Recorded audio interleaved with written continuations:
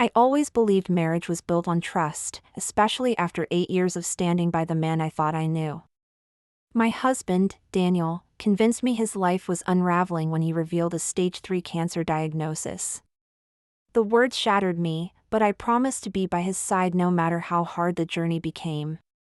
He showed me detailed treatment plans, grim survival odds, and even fake medical bracelets that looked authentic.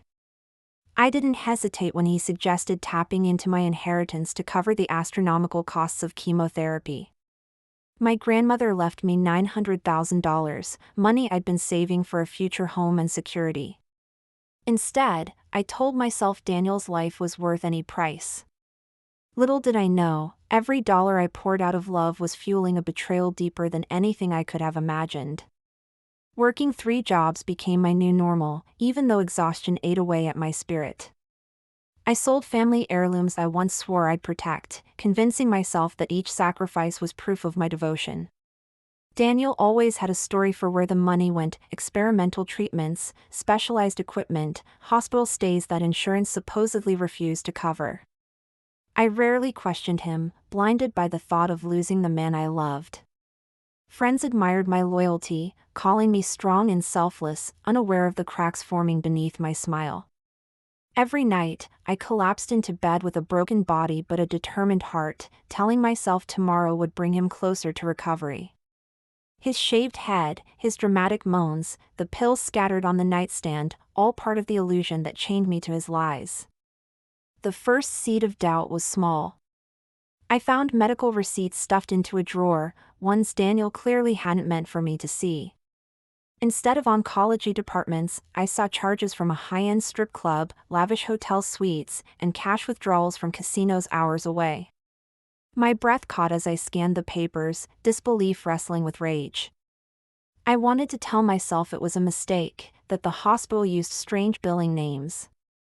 But deep down, I knew I had been played. I spent nights retracing bank statements, discovering more lies buried under fabricated treatments. Luxury cars appeared in his name, designer clothes hung in closets I never touched, and pictures surfaced of him with a woman I didn't recognize. The cancer was a costume, and I was his puppet. The breaking point came when I overheard Daniel planning a community fundraiser. He claimed medical bills had pushed us to the brink and he needed help from friends and neighbors.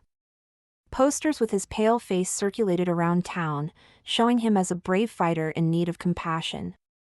My chest tightened as donations poured in, but I said nothing. Instead, I planned. If he wanted a stage, I would give him one, but it would not be for sympathy. I quietly collected every piece of evidence: bank statements, photos, receipts, and even text messages between him and his mistress. Every late night I'd spent working was now fuel for revenge. The night of the fundraiser, 200 people packed the hall. Daniel stood on stage, clutching a microphone with fake frailty, thanking everyone for saving his life. The crowd applauded, their eyes glistening with admiration. I walked up with a laptop connected to the projector and smiled, telling the audience there was something they needed to see before they donated another dime. The first slide showed bank records draining my inheritance into casinos. Murmurs rippled through the room. Then came the strip club receipts, followed by photos of Daniel wrapped around his mistress in a hotel suite labeled as Chemo recovery. Gasps filled the air, followed by silence so heavy I could hear his heartbeat hammering. Daniel froze, his voice cracking as he tried to spin another lie. "It's not what it looks like," he stammered, but the evidence was undeniable. The projector cycled through image after image, exposing his greed, selfishness, and deception. People who had called him a hero minutes before now stared at him with disgust. The pastor who organized the event walked out in anger, while neighbors whispered words like monster and conman. I felt the weight of 8 years lift off my shoulders as truth cut through the fog of manipulation. For the first time, Daniel had nowhere to hide. My revenge wasn't just about reclaiming money, it was about reclaiming my dignity. After the fundraiser, Daniel's carefully constructed world collapsed. Donations were withdrawn, his mistress vanished, and the community turned its back on him. I filed for divorce the next morning, armed with enough documentation to ensure he couldn't touch another cent of what remained of my inheritance. The legal system sided with me, awarding restitution and leaving him drowning in debts he could no longer cover with lies.